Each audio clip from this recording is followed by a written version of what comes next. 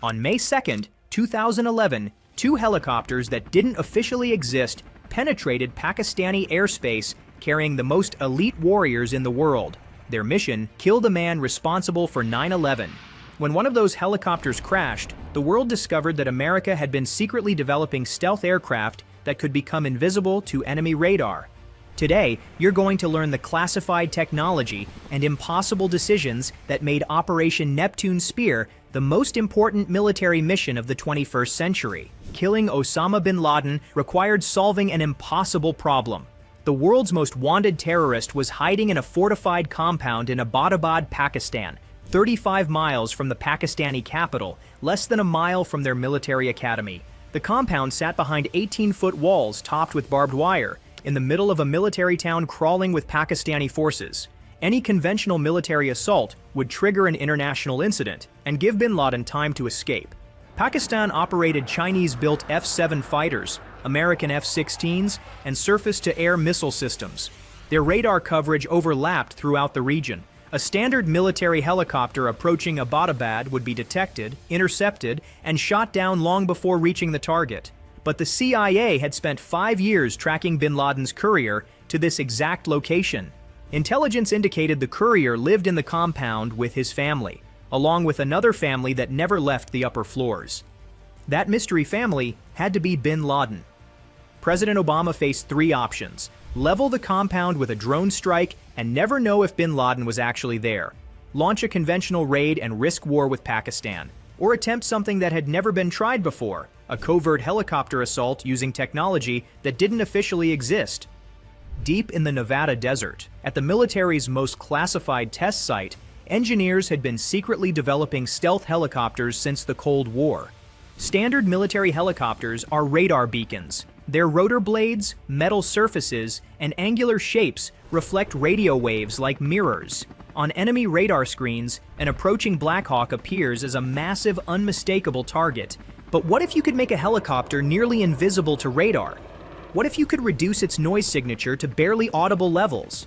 What if you could penetrate enemy airspace without being detected? The MH-X stealth helicopter project had been classified for decades. Based on modified Black Hawks, these aircraft featured radar-absorbing materials, angular surfaces that deflected radio waves, and specially designed rotors that reduced noise by 60%. The stealth Black Hawks looked alien compared to conventional helicopters. Flat, angular surfaces replaced curved metal. Special coatings absorbed radar energy instead of reflecting it. Extra rotor blades allowed the main rotor to spin slower, reducing the distinctive helicopter sound. Only the Special Operations Aviation Regiment, the elite Night Stalkers, had access to these experimental aircraft. Even within the military, their existence was compartmentalized. Most pilots had never seen one. Using experimental stealth helicopters for the bin Laden raid was a massive strategic gamble. If the mission failed, America would lose its most classified aviation technology to Pakistan and China. Pakistani forces would recover the aircraft, reverse engineer the stealth technology, and sell it to America's enemies. China and Russia would gain access to stealth secrets that had taken decades to develop. Admiral William McRaven, commander of Joint Special Operations Command, presented the risks to President Obama. The stealth helicopters were prototypes, difficult to control under certain conditions. They had limited operational history. But conventional helicopters guaranteed mission failure. Pakistani radar would detect them within minutes of crossing the border. The element of surprise would be lost, bin Laden would escape, and American forces would face Pakistani military response. On April 29, 2011, President Obama made one of the most consequential decisions in modern warfare. He authorized the use of America's most secret military technology for a single, impossible mission. 23. Navy SEALs from DEVGRU Red Squadron had been training for weeks at a full-scale replica of the Abbottabad compound built at a classified location in North Carolina. But flying the stealth Black Hawks required different skills than conventional helicopters. The modified aircraft handled differently due to the additional weight of stealth materials and the altered aerodynamics of their angular surfaces. The 161st SOAR pilots had been secretly training on the stealth platforms for years. These weren't ordinary military aviators. They were the best helicopter pilots in the world, selected for the most dangerous missions behind enemy lines. The mission plan called for 2 stealth Black Hawks to fly 90 minutes from Jalalabad, Afghanistan, through Pakistani airspace to Abbottabad. They would hug the terrain, avoiding radar coverage, using the aircraft's stealth capabilities to remain undetected. Each SEAL carried specialized equipment: HK-416 assault rifles with suppressors, advanced night vision systems, breaching charges, and flex cuffs for prisoners. They would have 40 minutes on target before Pakistani forces could respond. At 10:30 p.m. local time, 2 stealth Black Hawks lifted off from Jalalabad, carrying 23 SEALs, a translator, and Cairo, a Belgian Malinois combat dog. The stealth technology worked perfectly. Pakistani air defense systems designed to detect conventional aircraft couldn't track the modified helicopters. The radar-absorbing materials and angular surfaces scattered radio waves harmlessly. For 90 minutes, the stealth Black Hawks flew through defended Pakistani airspace without being detected. They passed military installations, air bases, and radar sites. Pakistan's military had no idea American forces were approaching their territory. At midnight, the helicopters arrived at the compound. The plan called for 1 aircraft to hover over the main building while SEALs fast-roped onto the roof. The second helicopter would land outside the compound, inserting additional forces. But the compound's high walls created an unexpected aerodynamic problem. The downdraft from the helicopter's rotors, contained by the concrete barriers, created a dangerous vortex that interfered with the aircrafts to maintain stable hover. The lead stealth Black Hawk suddenly lost lift and began spinning uncontrollably.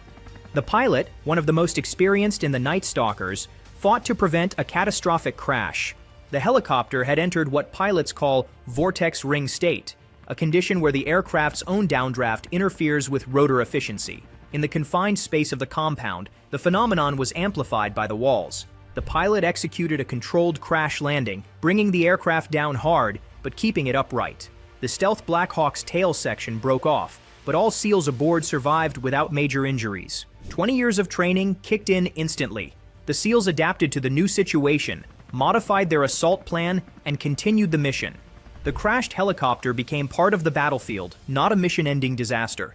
The second stealth Black Hawk landed safely outside the compound walls. Additional SEALs moved to secure the perimeter while the assault team prepared to breach the main building.